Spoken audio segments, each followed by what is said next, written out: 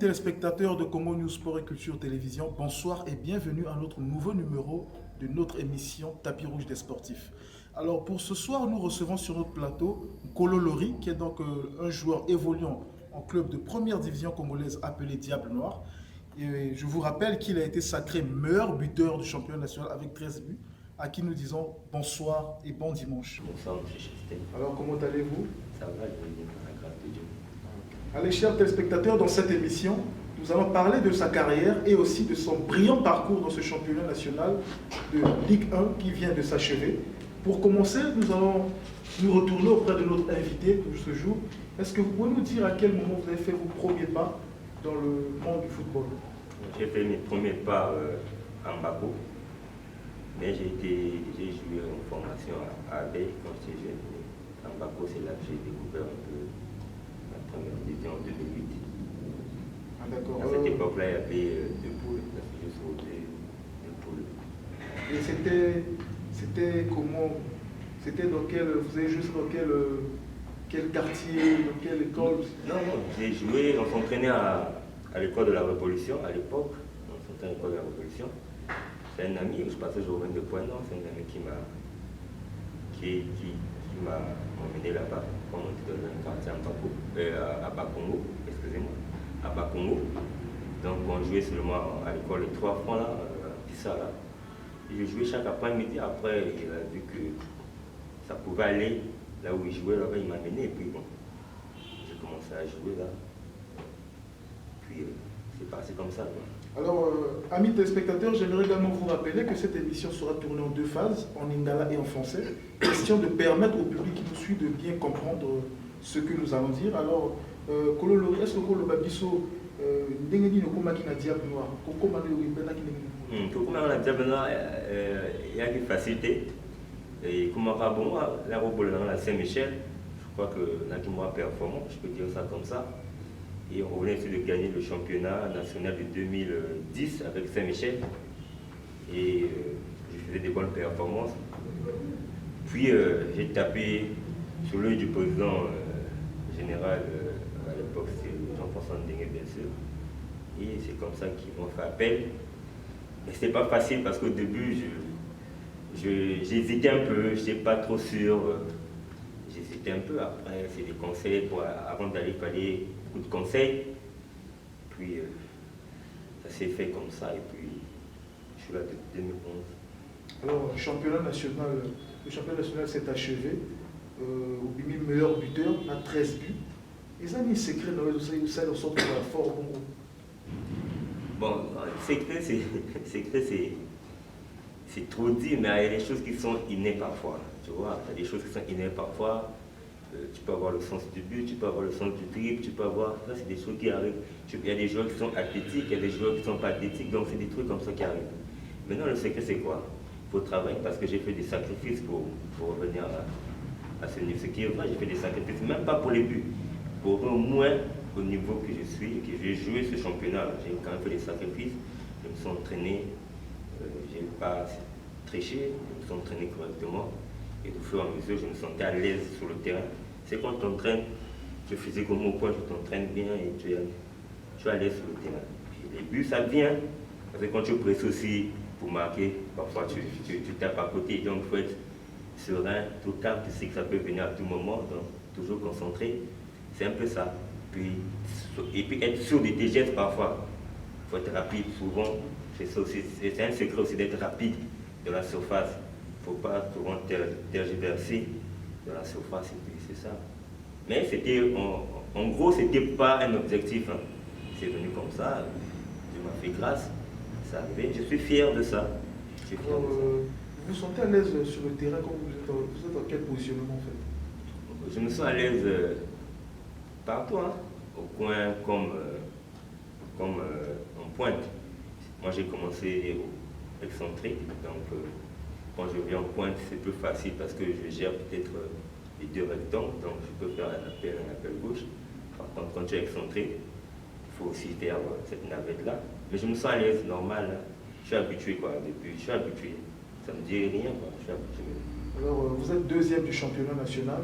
On peut dire que la coupe vous a échappé.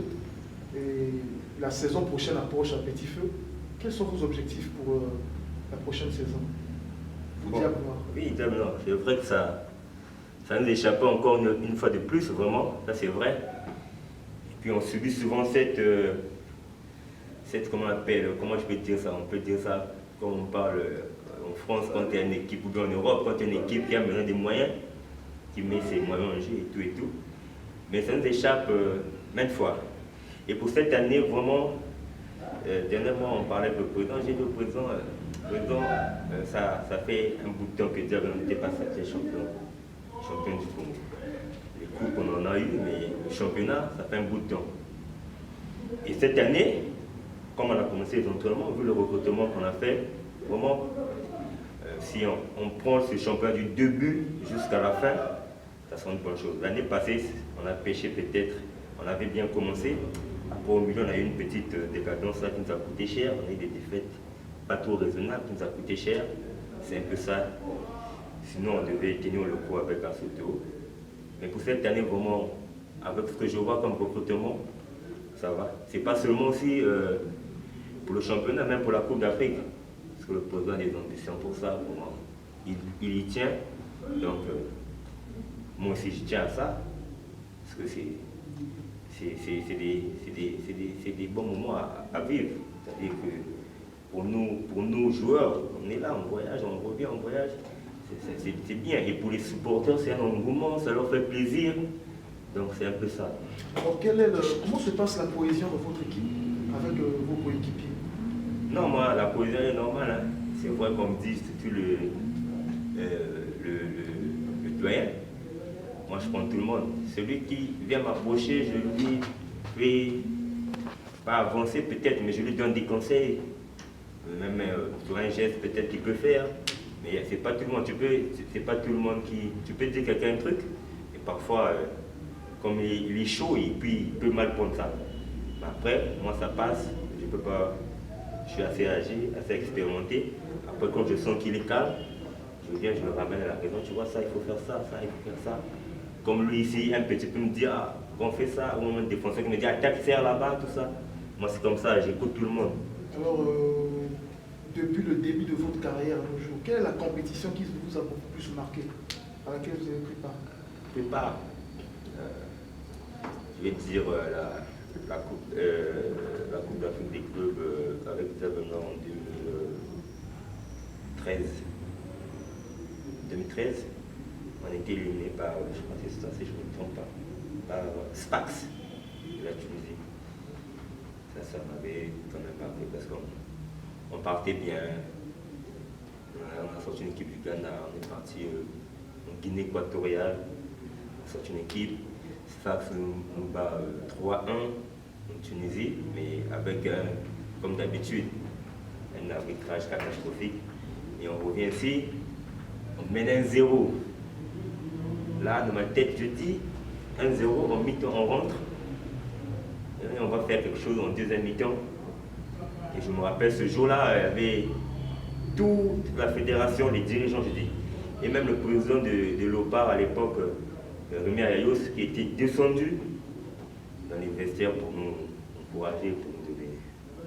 Malheureusement, on s'est fait rattraper. Donc, aussitôt marqué, on marque en premier, même pas une minute. Alors, mais j'étais content de ça. D'accord. Vous êtes acteur du championnat national congolais, ça fait longtemps.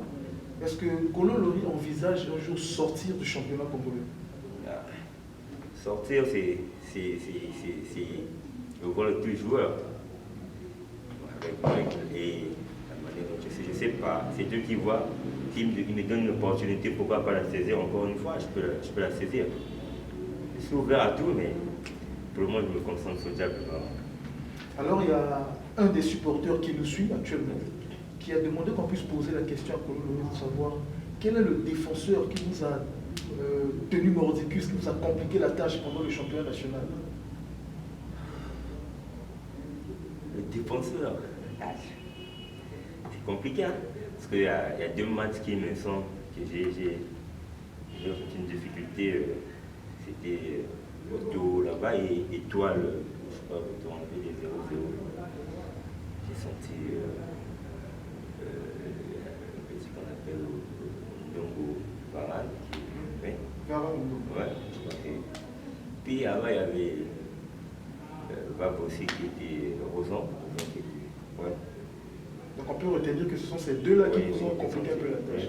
Alors, le public sportif qui nous suit aimerait également savoir d'où est venu ce nom de Pouloulou. Et où tu vois qui combat Pouloulou? Comment Pouloulou, et où tu vas supporter à Saint-Michel? Bah, on a fatigué, moi, on a une bien, c'est peu la paix. Moi, on dirait Pouloulou, il y avait un comédien, moi, il y a un qui va venir en Pouloulou. Je sais pas, mais il va pas en avoir les gamins, mais en particulier, les gamins même pas. Mais être surpris quand tu donnes ça, ce qui est déjà populaire dans le bateau, c'est compliqué pour le monde. Donc, il y a bon mot. Alors, pour Loulou, Robert Bongo, alors est-ce que vous avez un joueur inspiré, ou un peu son goût comme un footballeur, un joueur congolais, pas Yalibana, au Congo? Congo. Ou tu as la marque historique, on a fait comme le Ramoto. Ah, joueur congolais, il est bien, mais il est bien fort. Parce qu'à l'époque, on a monté le match,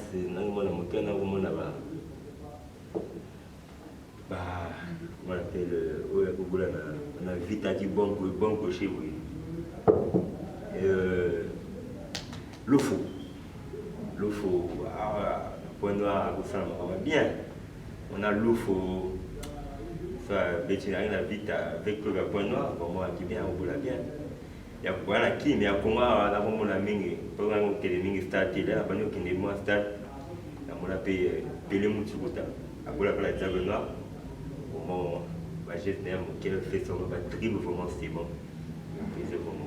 Alors, amis téléspectateurs, petit à petit, nous chutons à la fin de notre émission, Tapis Rouge des Sportifs, votre émission. Nous allons revenir auprès de notre invité de ce soir. Alors, après carrière, est-ce que vous envisagez pour ça? Est-ce qu'il faut qu'on appelle coach le rôle à la base?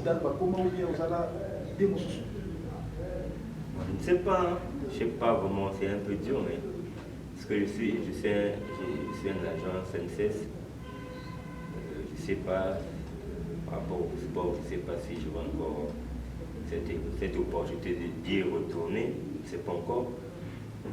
Mais je ne sais pas, on va voir là où Dieu va m'emmener, si c'est pour être...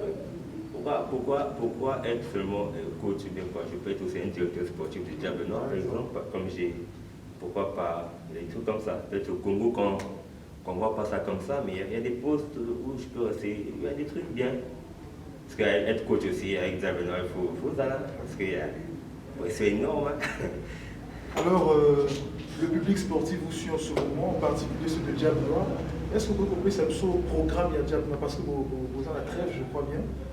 Peut-être au bandit en tournement. Au bandit qui, si je me mémoire bien, jeudi passé au vendredi, je crois. Vendredi passé, au bandit déjà dans marchand. Parce que Calapé, supporter mon équipe, mon équipe, comment on est bandit. Pour un joueur que vous voyez, il y a ces cas, supporter va être à la Cameroun. Donc, toi, en marchant, l'après-midi, l'après-midi, on va jouer ordinaire l'après-midi, le week-end, le matin. Le programme, ce qui est sûr, je crois qu'on ira en stage à Madingu. Ce qui est vrai, c'est ça, on ira en stage à Madingu. À moins qu'il y ait des changements de programme, c'est ça le programme. Et puis le reste, je ne sais pas. Alors, Kolo Lori, nous sommes arrivés à la fin de notre émission, Tapis Rouge des Sportifs. Si vous pouvez regarder notre caméra et adresser votre dernier mot aux téléspectateurs de Congo News Sport Télévision qui vous suivent. Bon, à tous les sportifs, hein, que ce soit parce que le football se passe seulement Diable Noir, parce qu'il y a tous les sportifs qui viennent suivre les matchs. Donc à tous les sportifs, je sais que c'est difficile pour eux parce qu'ils sont privés parfois du stade. Il y a d'autres qui ne viennent pas au stade parce qu'il y a un problème de corona. Mais ici, une fois ça s'ouvre, qu'ils viennent au stade, nous encourager. Dans les bons, c'est pas bon, mais qu'ils viennent quand même encourager. On a bien ce public-là, parce qu'on ne peut pas faire un sport sans public, il n'y a pas d'engouement, il n'y a pas... Quand on voit les supporters, nous aussi, ça nous motive. Tous les joueurs, ça nous motive, on n'a pas ça. Qui viennent t'encourager, je sais que tu peux être des toits, tu incites celui des Diable Noir, c'est comme ça le sport, c'est ça. Sans ça, on ne peut pas Donc ils viennent nous encourager de temps en temps, ça nous fera du bien. Leur présence c'est essentiel pour nous en fait, c'est vraiment très essentiel pour nous. Alors, Kolo Lori, est-ce que vous pouvez nous dire brièvement, en quelques mots, votre palmarès? Bon, palmarès, on m'a payé à moi. Bon, à éviter, c'est bien, hein. Tout va bien, tout le monde. On a Boli, on a Roloba, on a Sali, on a Dui. En 2010, on a venu championnat Saint-Michel de Wende. En 2011, on a venu championnat Diable Noir. En 2012, on a venu vainqueur de la Coupe du Congo avec Diable Noir. 2013, finaliste avec Diable Noir contre Leopard. 2014, vainqueur de la Coupe du Congo contre Kara. En 2015, vainqueur de la Coupe du Congo contre Leopard. En 2018, vainqueur de la Coupe du Congo avec Diable Noir. C'est ça. Amis téléspectateurs, nous sommes donc arrivés à la fin de notre émission. J'espère que vous avez eu la réponse à toutes vos questions posées. Alors je vous invite à continuer à vous abonner sur notre chaîne YouTube, Congo News Sport et Culture Télévision. Nous vous disons au revoir et la suite au prochain numéro. Restez scotchés sur votre chaîne. Au revoir. Au revoir. Merci beaucoup.